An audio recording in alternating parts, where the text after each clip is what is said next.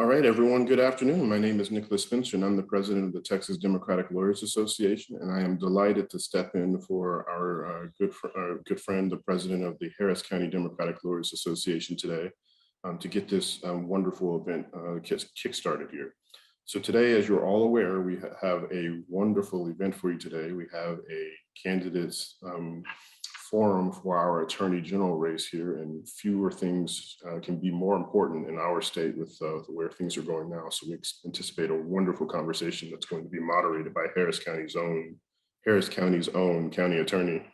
So that's going to be a fantastic event, and we can't wait to get that started.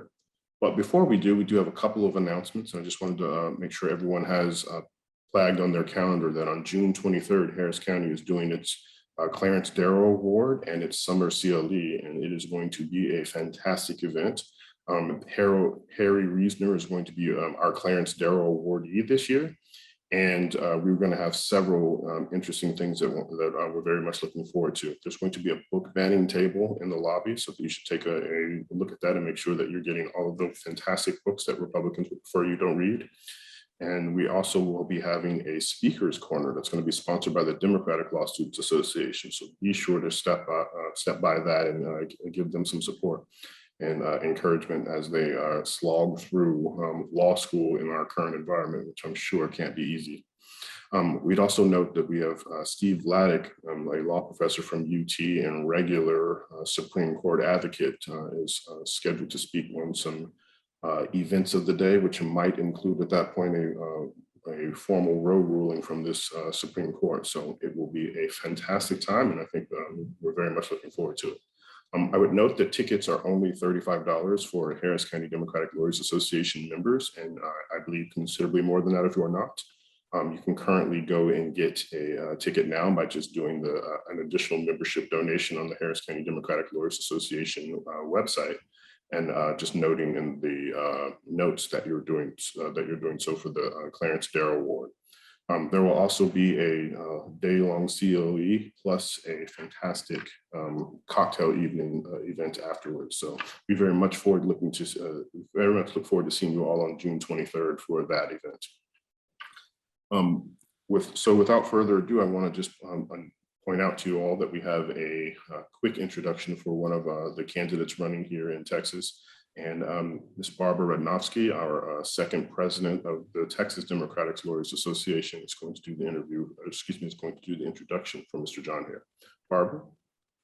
Thanks very much. I want to welcome Jon Haire. I know Jon Haire thanks to John Powell, a highly respected local elected official and a Dem Party activist in the Galveston Bay Area. John Powell is a great friend to our organization and a leader in BAYHEP, the Bay Area Houston Economic Partnership.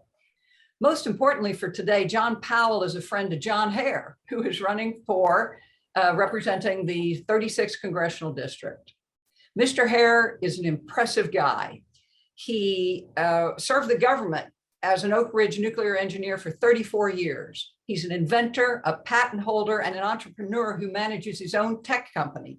And he's an educator who taught at San Diego Community College and Georgia Tech. The main thing I want to tell you is that folks like Jon Haire are well-respected community leaders that we must support now. These kinds of candidates turn out Dems up and down the ballot. Jon Haire will educate all Texas voters by his life of community service and his good deeds of the benefits of Dems in charge. Jon. Thank you, Barbara. That was very kind of you.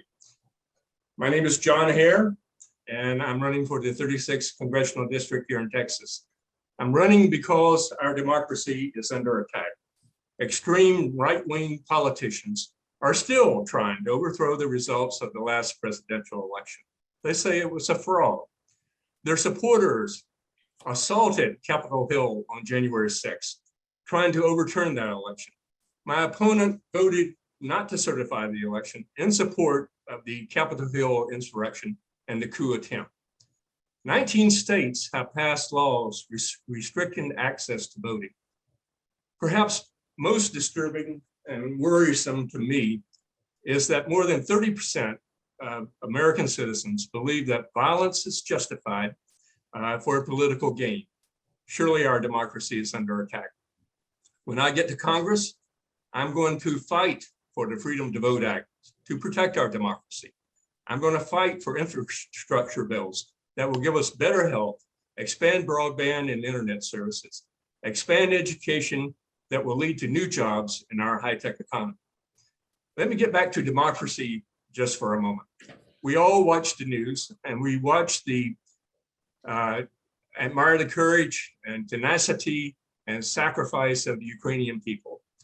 Did you know that last Tuesday, my opponent was just a handful of people who voted against the $40 billion aid to Ukraine.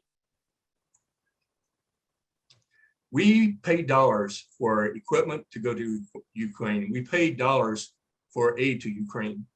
The Ukrainian people pay in blood for their democracy. We are going to have to make more sacrifices to save our democracy. For example, we may have to pay higher gasoline prices. We may have to stand in line for hours to vote because we're afraid that our mail-in ballot will be tossed aside. We may have to knock on hundreds of doors. We may have to organize thousands of people to make their voices heard. And we must stand up to the powerful who don't want to hear those voices. We may have to march and protest, even if our life is in danger, so that others may vote. We may have to fight a war to protect our democracy, just like our parents, grandparents, and our ancestors did. Our country has drifted away from the principles that made us great and guided our political process. We should take the ethical and moral high ground, the high road, and resolving public issues for America to once again become the hope of the world. We can do it. We have to do it. We must do it. We can do it by working together. My name is Jon Haire. I'm a retired nuclear scientist who is your candidate in November for the Texas 36th Congressional District. Thank you.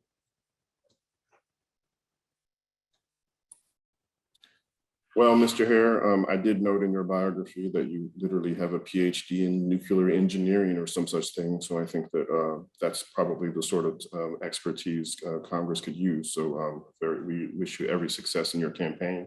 And I would note that the chat has some information about how people could support you if they're interested in contact you with questions. So please visit jonhaireforcongress.com to address your questions and to see more about this fantastic and exciting candidate. So now we can turn to the main events of the evening, and I would like to introduce who I would say is my favorite county attorney, the Harris County Attorney, Mr. Christian Menefee. Christian. Thank you very much, Nick, and thank you to every single one of you for being on today. And of course, thank you to our candidates. Look, folks, we know what we're up against. We're dealing with an Attorney General, Ken Paxton, who filed a frivolous and ridiculous lawsuit to overturn the 2020 election, who has issued a legal opinion that is effectively an attack on trans kids and their parents, who has worked probably harder than any other AG in this country to undermine voting rights, and who is actively fighting to end the right to an abortion.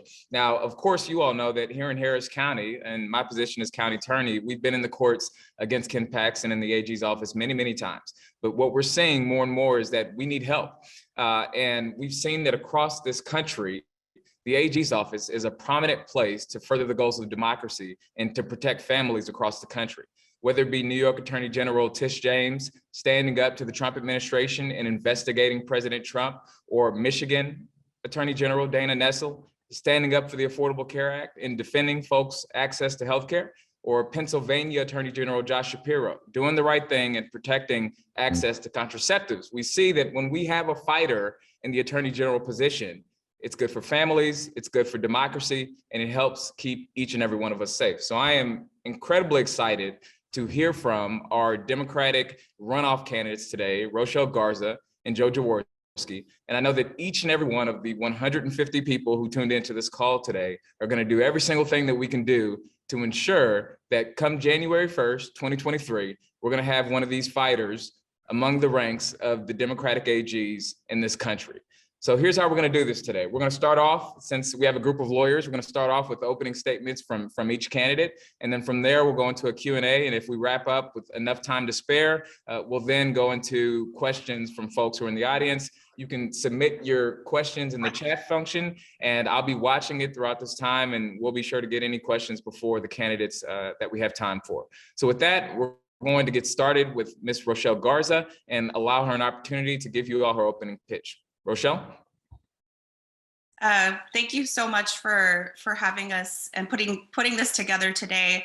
I went to law school here in Houston, and so it's nice to be back here. My name is Rochelle Garza. I'm running for obviously Texas Attorney General, and I'm running to protect Texas families. I'm a fighter. I come from a family of fighters. I grew up in the Rio Grande Valley. Both my parents were public school teachers. My dad went from being a farmer to a public school teacher to a lawyer and to a judge. So I know how hard it is to navigate the world and to get things done. I also grew up in a household with a sibling with disabilities, and my brother Robbie experienced a brain injury during childbirth, and I know how hard my parents fought for him, and I know how hard people fight for their families every single day. This is really why I became a lawyer. I learned at a young age that the health of my family depended on each of us being okay. And that's how I look at community, and that's how I look at the law. That's how I look at constitutional rights. And that's why I've taken on the fights I've taken on. I practiced a broad range of issue areas. I practiced family, criminal defense, immigration, and constitutional law. I've taken on really big fights. I took on the Trump administration back in 2017 in defending a young woman who was in immigration detention and needed access to abortion care and was denied that care by the Trump administration, by Ken Paxton, who tried to involve himself, and by Brett Kavanaugh, who is now sitting on the Supreme Court about to overturn Roe versus Wade. We won for that young woman. We ensured that she got the care that she needed. And we also ensured that every teen in her situation would not have to go through what she went through.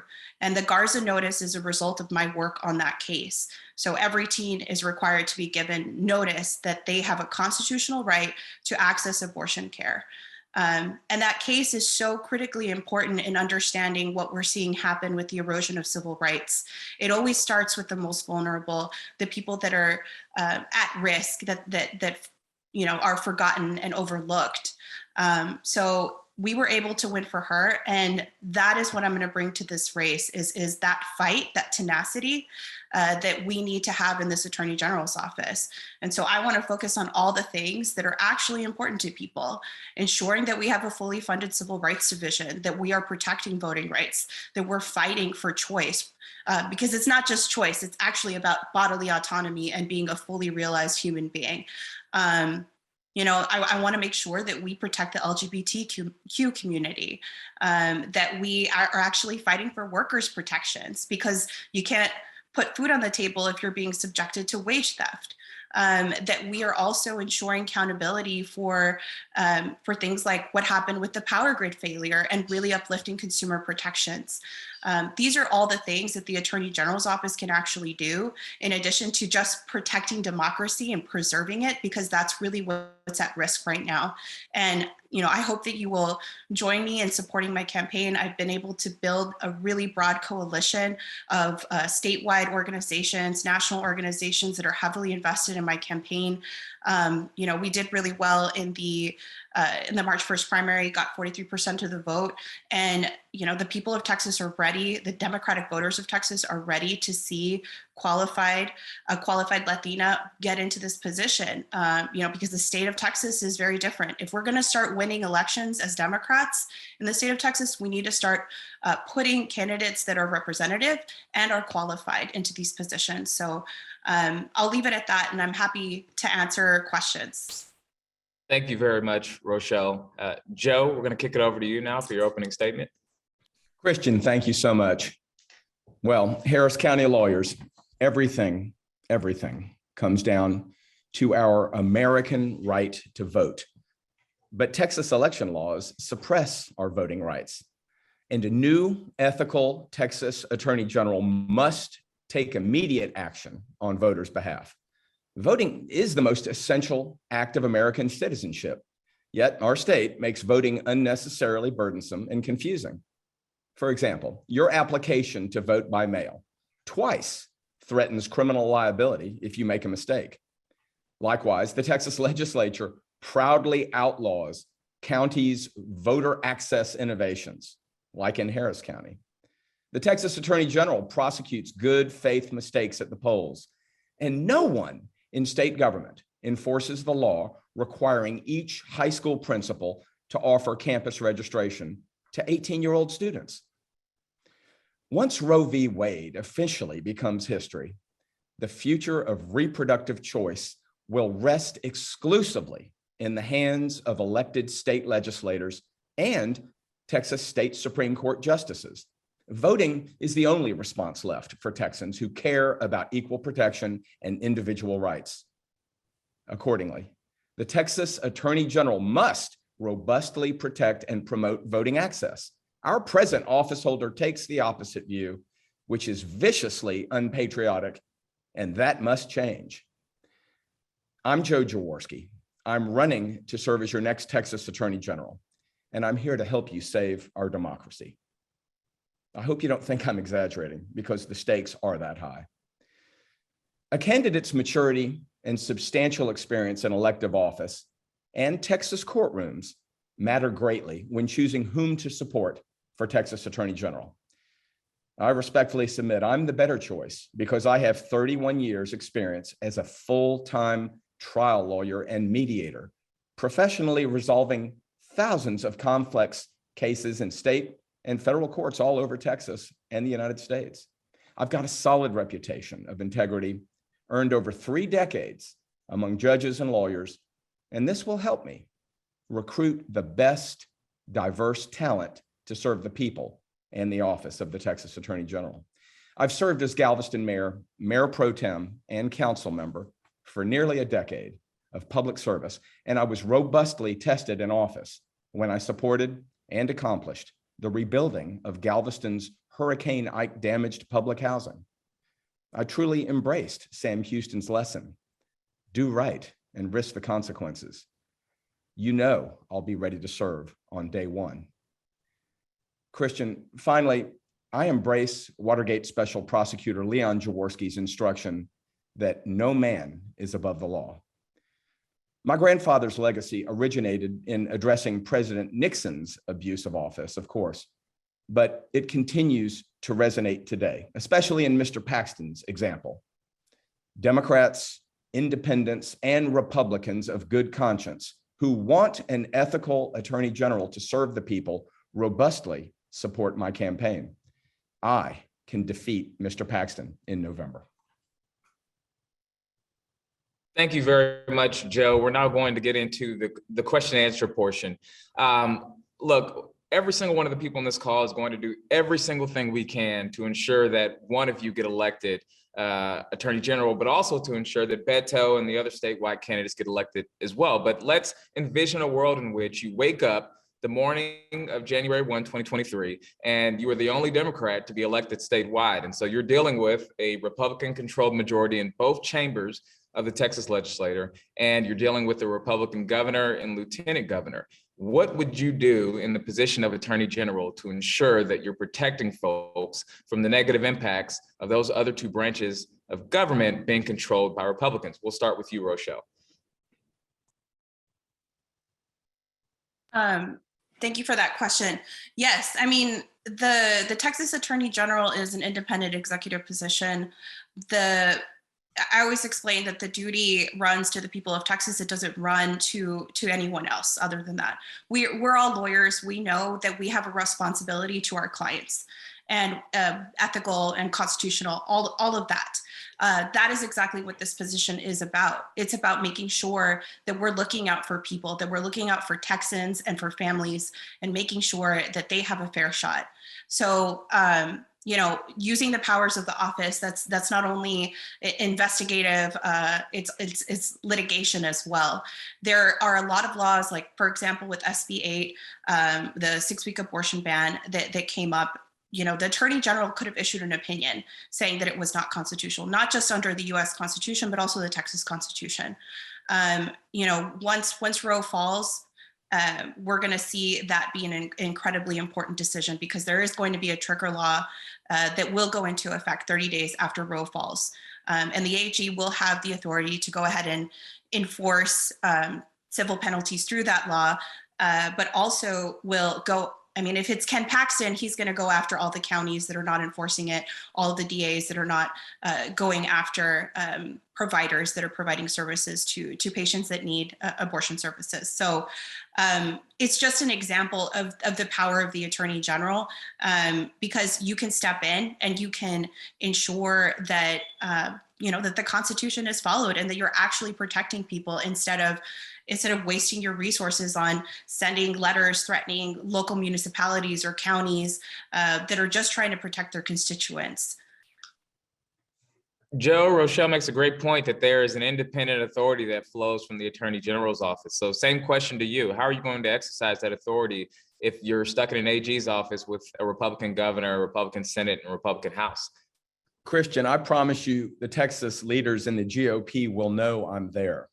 And so what I mean by that is I will wisely exercise the awesome power of the consequential office of Texas Attorney General.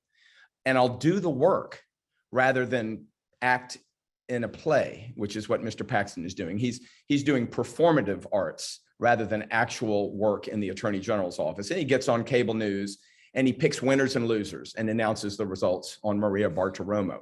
It's toxic and it's making an embarrassment of the office. But I think the most important thing is lead by example. So what I mean by that is if the work involves child support, then let's get the child support collected money to the people that need it. If it involves open records, let's do the opposite of what Ken Paxton does. He has actually instructed divisions of government in Texas to not respond openly to open records requests, and he'll defend them. That is ugly. After all the harsh realities following Sharpstown and Watergate, these were hard-earned reforms. I think Republicans, independents, and Democrats will respond to a leader, a Democrat in the Attorney General's office who does the work. It's true, Christian, what Rochelle says. She and I have learned a lot from each other on the campaign trail, and we share talking points a lot because it's true. This is an executive office, independent of the governor, independent of the lieutenant governor and the legislature. We're the people's attorney. We don't represent them. And so if you want a Democrat in the office to lead by example and show disaffected, moderate Republicans, independents, and all Democrats what real leadership looks like, we can do that. Texas, it's a new day. Joe, you mentioned that Ken Paxton has himself been picking the winners and the losers. Well, we saw this draft opinion from Justice Alito just recently suggesting that we need to do everything we can to ensure that in the next couple of months, it's not women who are losing across our country. AG Paxton has been a central figure in the calls to end the right to an abortion in our country. And he's had a whole lot of help from various Texas lawyers, but none more consequential than Jonathan Mitchell, who was effectively the chief architect of Texas's vigilante law for abortions. And of course, State Rep Briscoe Cain, who has been heavily involved in that space as well. So given what we've seen with that draft opinion, and we'll start with you, Joe, and given that we know that Roe v. Wade is at risk and it's going to revert back to the states and Texas has this trigger law, the legal landscape could look very, very different in the next couple of months. So what role would a Attorney General Joe Jaworski's office serve in protecting the right to an abortion? Well, first off, when the Alito opinion leaked, I think it was Politico that dinged on my iPhone, like all of you. We saw it, was it Monday night, Tuesday night last week. I immediately put out a several point plan on the quickest way you can get a message out on Twitter. And what I said was, whether it's federal court or state court or an attorney general opinion or intervening in a Senate Bill 8 litigation brought against an aider and abetter, people need to know that the philosophy of the Jaworski Office of Attorney General will be firmly pro-choice. I've got a 100% rating from Planned Parenthood.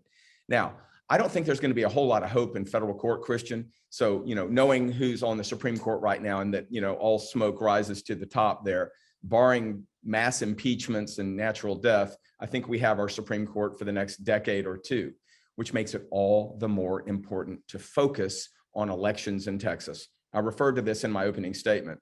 I want to consider this all one big chess game. And frankly, number one, we need to look at the Texas Constitution, and whether it takes us 2 years or 4 years or 6 years, we need to elect Democrats to the Texas Supreme Court. Now, they've gerrymandered the state horribly, and they may have locked in some sort of majority, if not a supermajority, for the next decade. But statewide races are different. I can live with the New Mexico border, right? The Sabine River, the Rio Grande, and the Red River. Texas can elect Democrats if we do our job. And it all comes down to doing something about this voter suppression. But certainly filing a lawsuit to preserve equal protection under the Texas Constitution, which certainly apes the Bill of Rights and the 14th Amendment.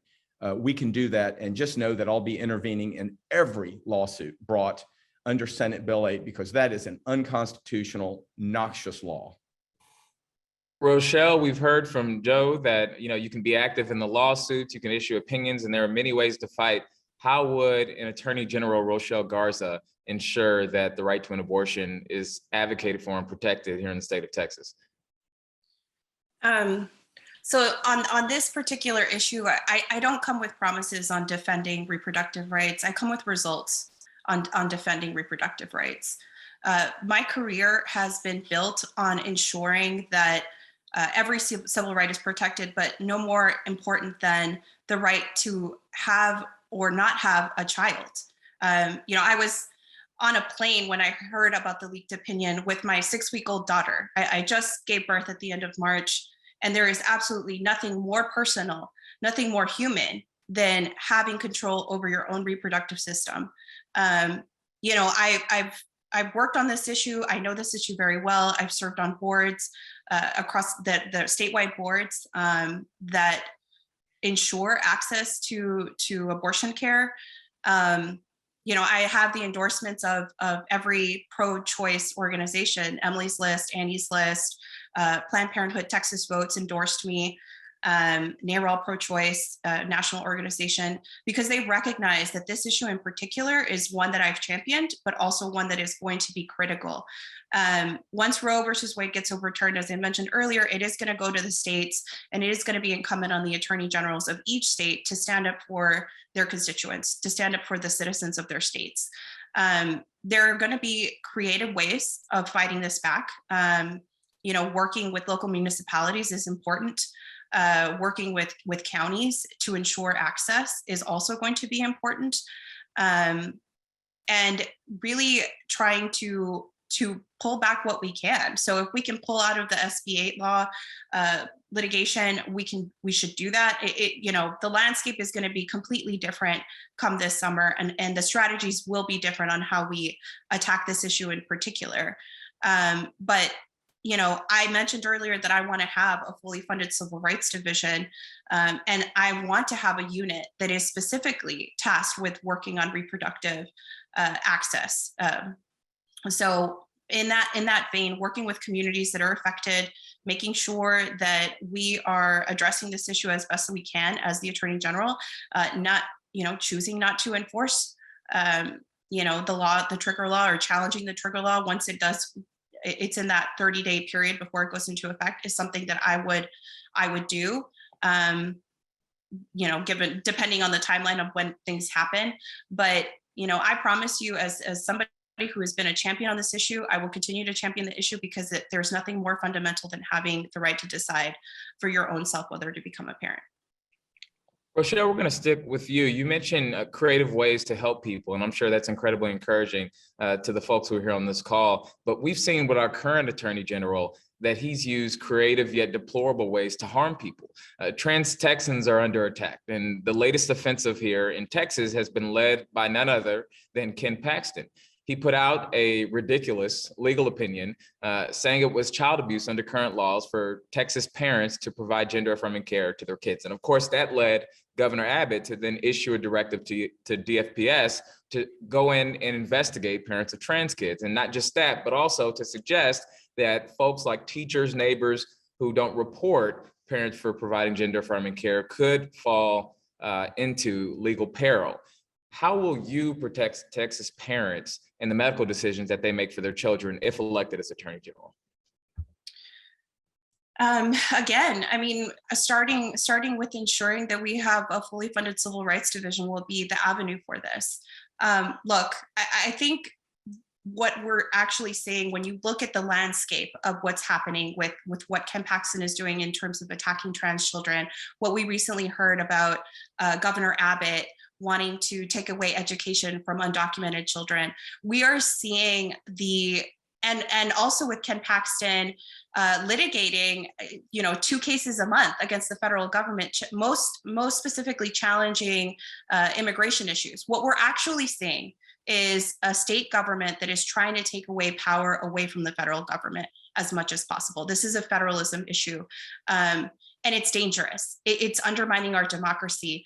And so that's what we're dealing with. And so we kind of, as the Attorney General, we're going to have to deal with all of these other issues and making sure that we are protecting people's civil rights. But ultimately, we have to look at the landscape of this and recognize this is all a concerted effort to privatize schools, to take away civil rights from LGBTQ folks.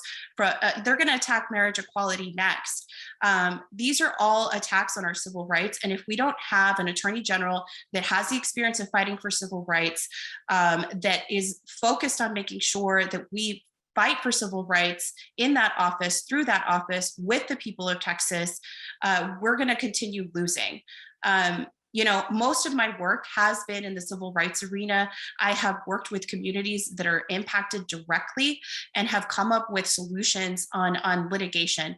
Most specifically in my border work, I did a lot of cross-border organizing over the last several years, and which led to a lot of litigation that protected people, got people out of the Remain in Mexico program, and made sure that that they had access to the asylum system. That is what I bring to the table as somebody that knows how to work with communities and how to protect them. And that is going to be what I'm going to focus on as the Attorney General. Joe, Rochelle used a very important word to describe Ken Paxton's actions, and that's dangerous. When Governor Abbott first put out his directive to DFPS to investigate the parents of trans kids, my office and several other DAs and county attorneys across the state told him that we weren't going to prosecute those cases. We were instead going to use our prosecutorial discretion. And a bunch of us got calls from advocacy organizations, family folks, and what these parents said time and time again, Joe, was that exact same word, danger. They felt like they were in danger from their own government. If you're the Attorney General, Joe, what are you going to do to protect these parents? Well, first, let me say that when that opinion came out, I was as shocked as you were. And I remember a day or two later, I had a USA Today at some hotel I was in North Texas. Adam Briggle, right? The father of Max, the husband of Amber, my good friends, wrote an editorial in the paper, and I was shocked at what he said, that Ken Paxton had been at their home only years before, blessing the family and saying, "Oh, I understand. Thank you for introducing me to the concept of gender affirming care. This is all good." And they wrote that they felt stabbed in the gut by Mr. Paxton's turnabout. That's the kind of guy he is. And so what I'd like to point out is, while he is abusing the office, both for Nate Paul and the far right-wing ideologues and Mr. Trump, Christian, let's talk about what he's not doing. And here's a big difference between Paxton and Jaworski. He's embattled, I'm not. When I was mayor of Galveston, I delighted in being at the public and having coffee with the mayor and going out and seeing people where they are. Now, I know Galveston has 60,000 people and there's 30 million in Texas, but no problem. Just ramp it up to equity of scale. Here's what I'll do that he won't do. I'll be a compassionate leader, because, Democrats like people, unlike the far right, who like ideology, and they pick winners and losers, like I said. So, coffee at the Child Support Division offices all across the state. It's automatically baked in. That's where you're going to meet people where they are. Write editorials in all the major newspapers discussing a compassionate vision for leadership in Texas. Speaking on campus. Ken Paxton would never do that. He's embattled. He won't even speak to the press, Christian. I'm talking about high schools, colleges, and law schools, appearing on local and national television as a thought leader.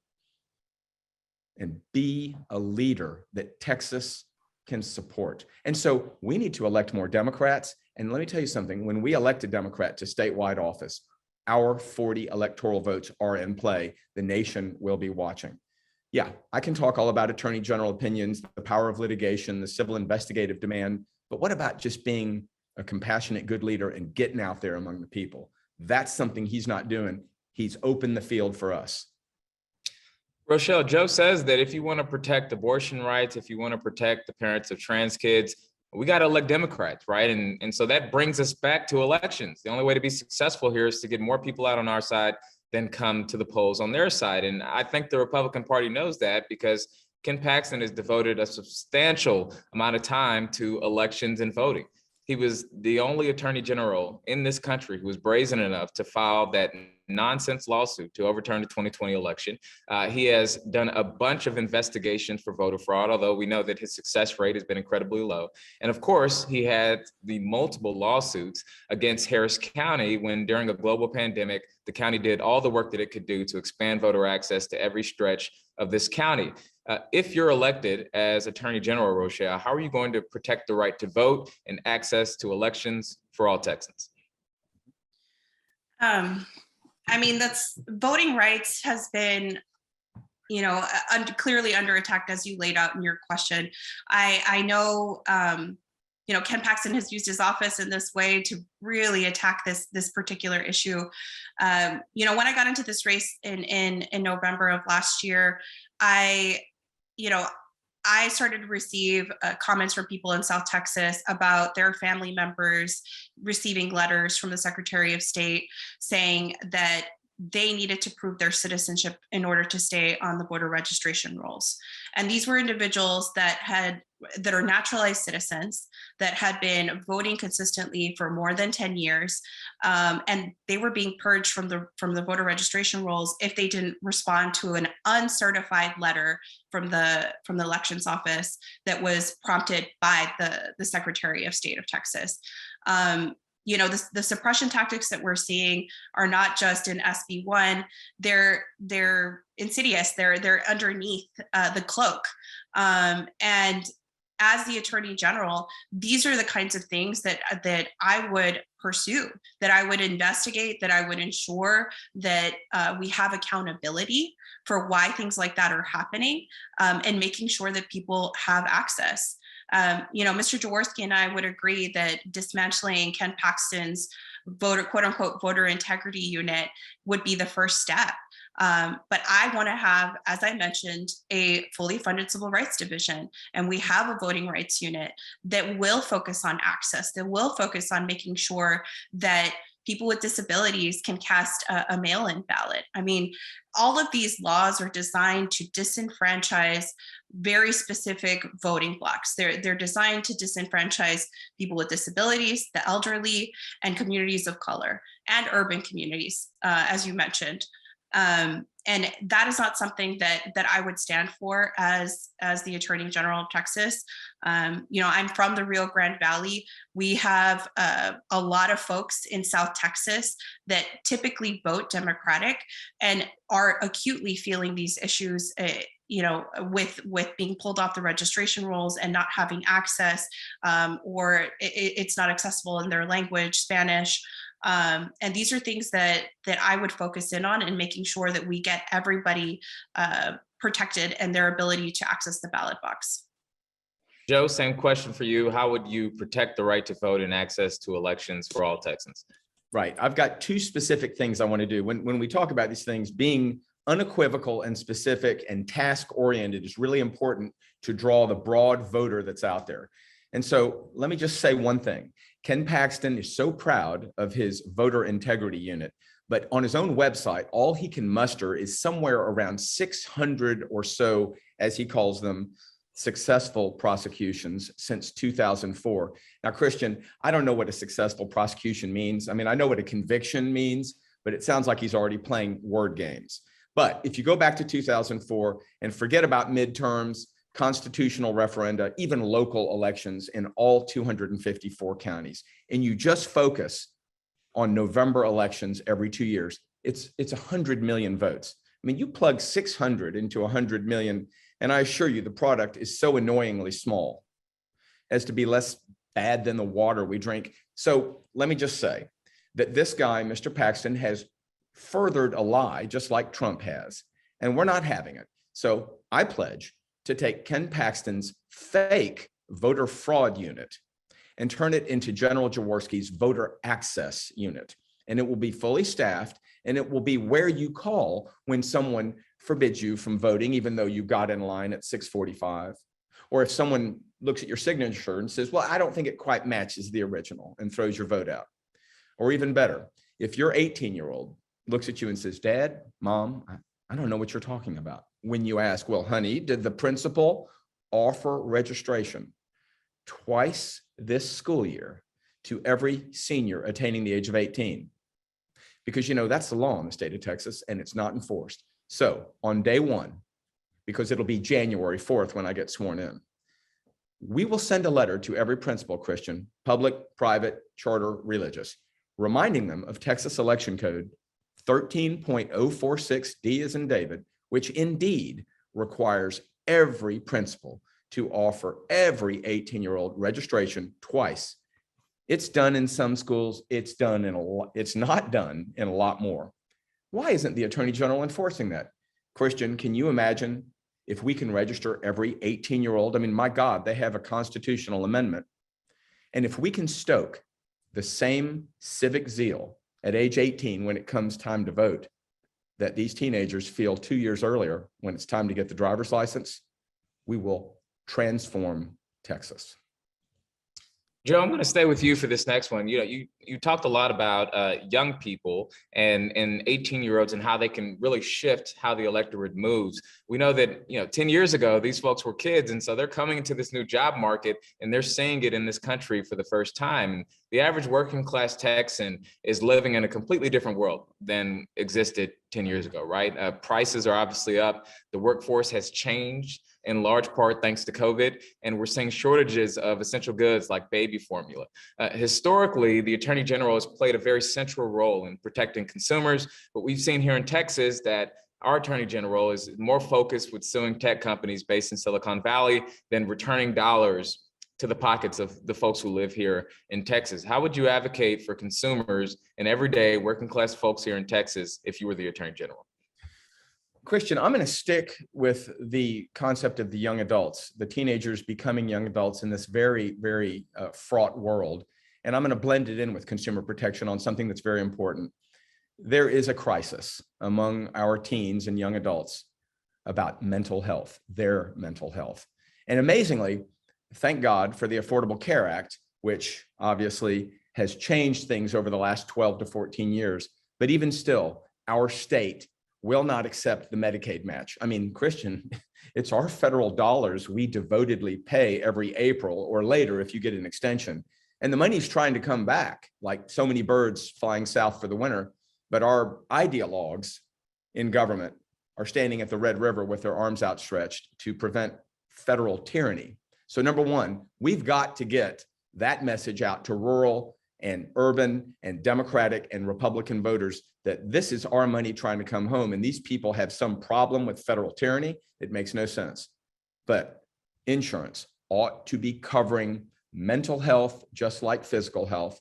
As you know, in the Clinton administration, there was a law passed, the Mental Health Parity Act. It's simply not enforced. United Healthcare, Blue Cross Blue Shield, Cigna, and the like are making rapacious record profits. Hey, good for you. It's America. Make as much money as you can. But there's laws about paying claims reasonably and on time. Christian, I want to be a transformative Attorney General that takes it to the health insurance industry, understanding that, you know, it's a profit. I understand, but they will pay claims on time and they will pay claims reasonably. There's a law like that for property insurance, as you know, in the Texas Insurance Code, but nobody knows really how to sue to get the insurance company to pay their doctor for a $149 x-ray or to approve an MRI or to stop this prior authorization abuse. Perhaps the greatest consumer protection act I could make as Attorney General is to let the insurance companies know there's a new sheriff in town and we're going to hold them to the benefit of their bargain. Rochelle, Joe talked a lot about health insurance, and these are essential costs, right? These are the types of costs that if somebody incurs them, it can bankrupt them if they're not in a position to be able to pay for it. We're seeing this when we go to the grocery store, when we go to the gas station. More and more Texans are strapped for cash and they're looking to get more money back in their pockets. So if you're the Attorney General, how are you going to impact that? How are you going to make sure that consumers are protected and are able to reap some of the gain of the work that they do? Yeah. Look, I know what it's like to live paycheck to paycheck and to struggle with bills and making ends meet, including student debt. People are having a really hard time right now. And that's where an attorney general that is going to be the people's attorney can step in. You can't put food on the table if you're being subjected to wage theft or if you're not being paid a reasonable wage, or you can't collect child support. These are all things that the AG can actually address. My vision for the office is really one that is putting Texans first and making sure that we're uplifting every single community. I want to have a workers' protection bureau that works with communities, that works with unions in addressing issues of wage theft, of misclassification of employment, and investigating and litigating where necessary to make sure that Texans are not taken advantage of. And when it comes to consumer protections, we all struggled with what happened with the power grid failure. I didn't have power in my home for a week, and I know a lot of other people suffered a lot of damages to their homes and are still struggling with them. And that's a year and a half, almost 2 years later. We need to have an AG that's going to stand up for those folks, investigate how that happened, why that happened, and hold people accountable for the price gouging. We need to ensure that we're addressing all of the things that underpin healthy families and healthy communities, because we are in a crisis. Young people are saddled with debt. They're unable to buy a home. And that is not going to lead to a successful generation moving forward. So my focus, again, as the Attorney General, is going to be on addressing all of those issues. Joe, Rochelle has talked a good deal about the crises that we face right now. And we know that another crisis that we're facing is gun violence and a proliferation of guns in no place more than ever here in Texas. The Center for Disease Control recently noted that the U.S. firearm homicide rate is the highest that it's been in the U.S. in the past quarter century. And of course, Texas is no exception. We've endured the devastation of Santa Fe. We've seen Texans and law enforcement officers be killed by someone with a gun. And of course, we came together and mourned after the senseless mass shooting in El Paso. But despite all these incidents, we're dealing with a Texas governor, a Texas lieutenant governor, and a Texas legislator that is prioritizing stuff like permitless carry, right? And they're forcing businesses that do business with public entities here in Texas to play nice with gun manufacturers instead of prioritizing the needs of the folks who are falling victim to gun violence. So if you're the Attorney General, Joe, how would you help address gun violence and gun proliferation here in Texas? I love it. So Texas is a huge gun state, and all our legislators are on the take from the NRA. And so I think it's important to just call it what it is. These guys are scared about being called out, just like they're scared about Trump endorsing their opponent. So it's not even an intellectual debate anymore. Here's where I stand on all of this. Number one, I've read Heller just like you have, and it clearly says there can be reasonable regulations on gun ownership. So just know that in the Jaworski Attorney General office, when we finally get a sane legislature that wants to put some reasonable restrictions on gun ownership, and even heightened restrictions if you get one of these big combat guns like an AR-15, it could be, checks on mental health. It could be maybe even insurance requirements if somebody were so bold as to propose that. That's legal, clearly. I mean, you have to have insurance to drive a car, and all you need is a nice driver's license, but that does not entitle you to drive an 18-wheeler. Well, it ought to be the same way with guns. It ought to be some sort of, extra burden on someone who has a mass weapon of destruction like that. Let me also just say this, that the NRA, and they're going to have their convention in Houston in August. And so I think it bears repeating that this is going to be one of the hottest topics as we wend our way to November 8th. And I can guarantee you Beto O'Rourke is going to receive a lot of flack for his comment that he made during the presidential race. He's a really smart guy, love him. He is going to have some excellent response to this, I'm sure, when the time comes. But I'd also say that, Christian, I'm a big fan of the plaintiff's trial bar. And oftentimes, all you got to do is get out of the way of the plaintiff's bar in this great state of Texas, where we have had a long history of affecting positive change in industry. And I will always be in favor of the ability for individuals to sue gun manufacturers. And so, that's apparently in play again, even though we've had a Supreme Court decision. And I am monitoring this very carefully. And just know that the Attorney General can do things and also allow others to do things. So I hope that that gives you some confidence where I stand on this. Rochelle, we heard Joe talk about lawsuits and other avenues to address this crisis that we're facing. How are you going to deal with, if you're elected as Attorney General, gun proliferation as well as gun violence here in the state of Texas? People should feel safe in this state. Children should feel safe when they go to school and not worry about a shootout. I grew up, I know guns are big in Texas. I grew up in South Texas, grew up hunting and fishing. It was a big thing in my family. I loved going out with my dad to go hunt nilgai, and it was a great experience. But one of the things that I learned from that was responsibility. We need to have responsible gun ownership laws. We need to ensure that folks have licenses when they're going to get a firearm, and that they know how to operate a firearm, that they know how to safely use one. We also need to look at the gun show loopholes. These are ways that guns make their way across the state of Texas and into the wrong hands and harm people. Another thing that I think about in terms of gun violence is how it's tied to domestic violence. There is the Attorney General's office works with victims of violence, and there's a program for victims' compensation.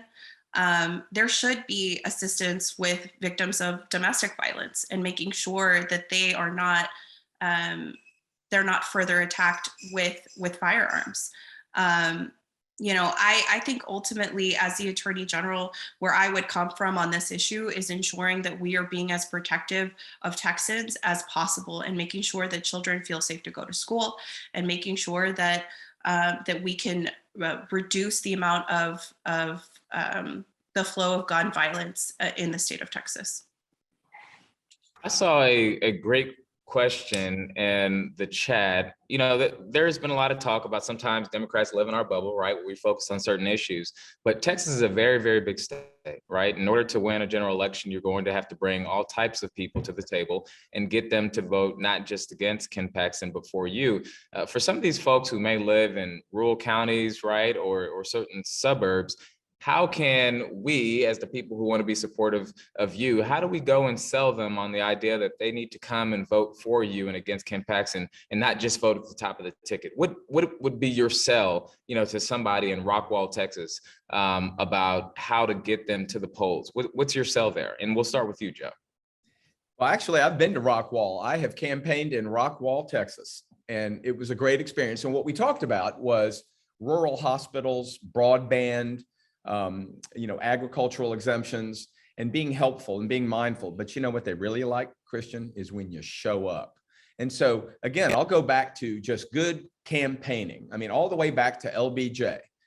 People like an honest candidate with integrity who's got some hustle. And so this, I think, is a great way to emphasize what I said earlier.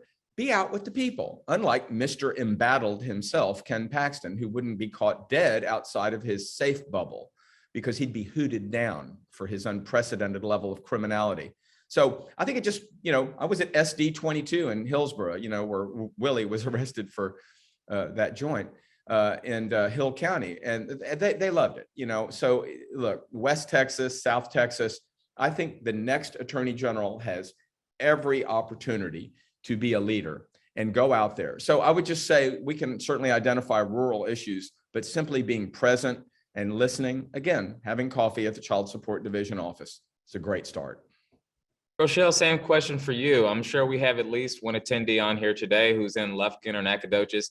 How does that person sell their neighbor on voting for Rochelle Garza as the next Attorney General of Texas? Yeah, look, I think the heart of the question is electability. Democrats, we need to start winning elections. And how do we win elections? We need to look at the landscape of Texas. Texas has changed significantly in terms of its demographics. We are now a 60% people of color. We now have a 60% people of color population. Nearly 40% are Latino. And if Democrats want to start winning elections, we're going to have to start appealing to everyone. And really the key to winning Texas is not only broadening, mobilizing the Democratic base, but also broadening our voters. And that is going to be through Latino voters. You know, I'll just talk about my election on March 1st. You know, in a crowded primary of 5 folks, I got 43% of the vote. That was nearly double of Mr. Jaworski. And it's a statement of where the Democratic Party is really wanting to go. They want to see more women elected. They want to see more people of color, more Latinas elected to office. And because representation matters. You know, I'm from the border region. I'm from a region that is very impoverished, very high rates of uninsured rates.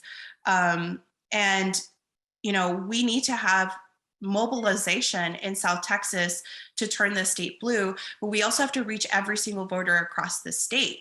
And I have been able to build a really broad coalition, you know, from national organizations, statewide organizations, representatives across the state.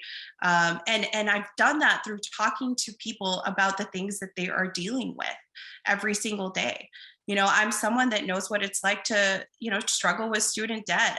But I'm also somebody that knows what it's like to go into a courtroom with somebody who's fighting a possession of marijuana charge, or they're, you know, trying to get child support to make sure that they have food on the table for their children.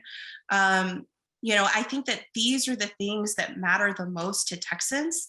You know, we are independent, everyone, no matter what part of the state you're in, rural or urban, we all have that independent spirit, but we do care about our families and we care about our communities.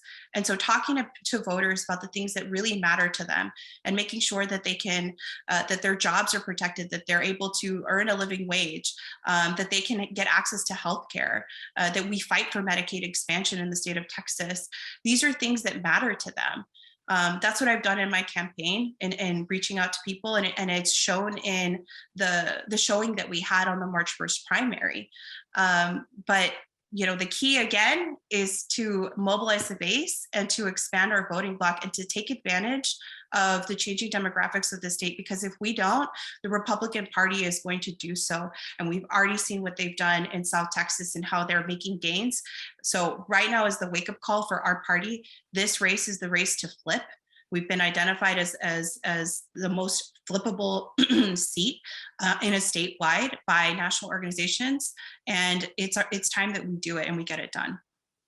Before we go to our brief closing arguments, Joe, I'm going to let you weigh in on this point because it ties into a question that we got here in the chat from Mr. Kenneth Barrett. Look, we've had some challenges in South Texas, right? And so how do we reverse that trend? We heard just now from Rochelle about her thoughts on that, but how do we reverse that trend and ensure that the voters in South Texas are voting on the Democratic side? Well, I would like to drill down on that. I mean, I think we should be very careful about assuming that due to the population increase, that it's time, you know, exclusively for a Latino candidate to win statewide. Frankly, that's disproven by the primary result themselves. I mean, there were 1,017,000 voters in our AG primary. There were 1,009,000 in Paxton and Bush's primary. All right, now that should cause you some concern, but there'll be 9.5 million voters in November.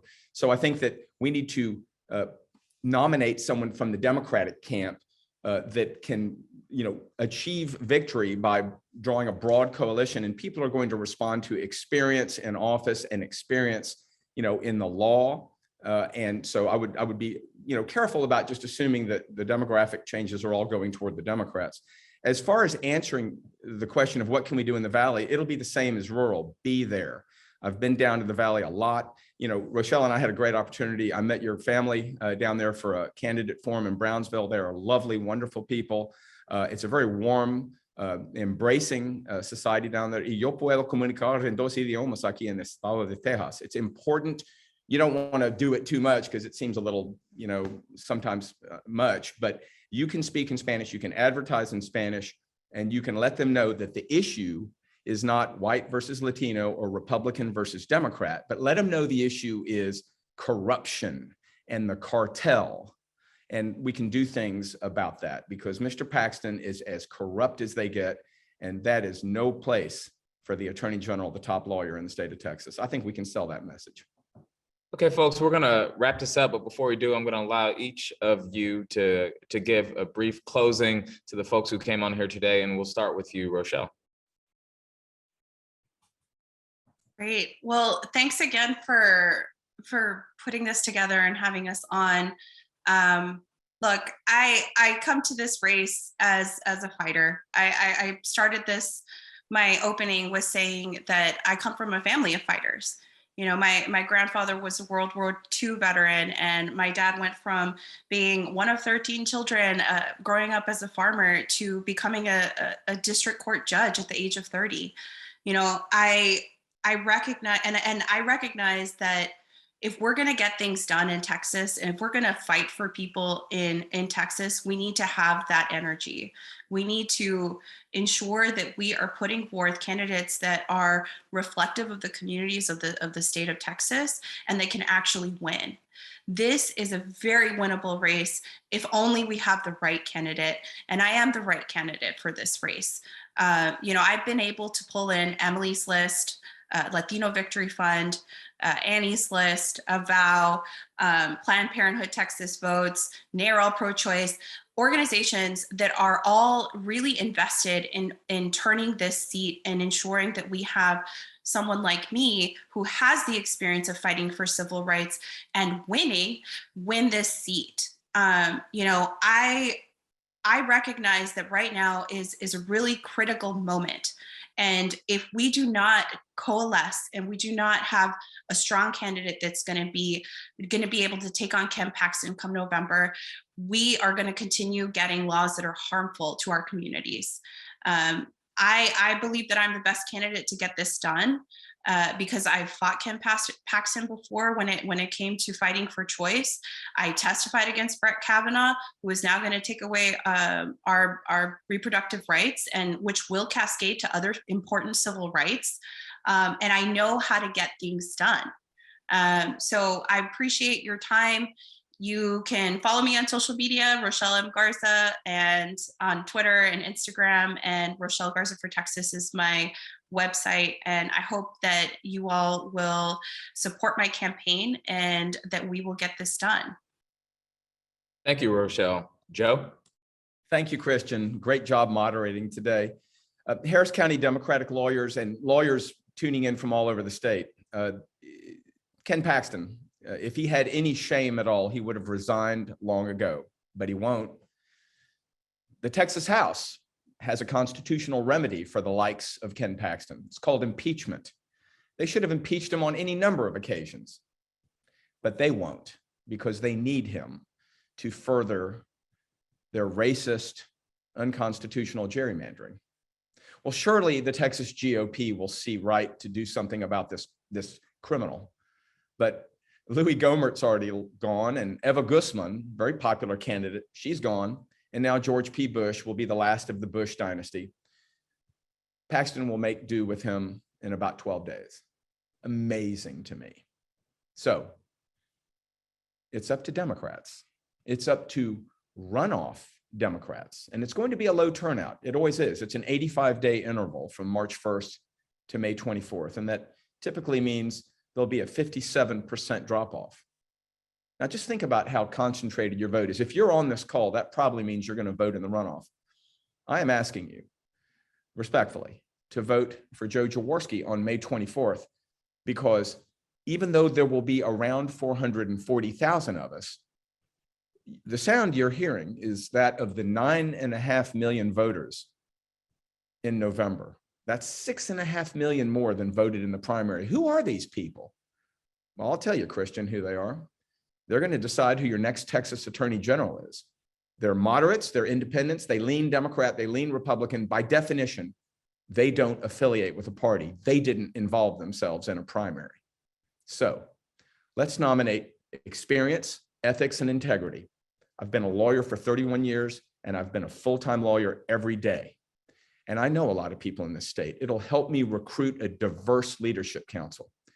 I've stood in the crucible as mayor of Galveston. I didn't falter when the racists came after me when they didn't like my public housing rebuild. And finally, my family stands for the rule of law. No man is above the law, my grandfather taught us, and I live that legacy every day. I'm Joe Jaworski. I'm asking for your vote, and I want to help save this state. Your attorney has arrived. Thank you very much, Joe, and thank you to each and every person who joined this call today. And thank you especially to our candidates, not just for joining today, but for running. We know that it's a labor of love, and there is probably no seat more important for us to flip here in the state of Texas than the Attorney General seat. So thank you all very much for running.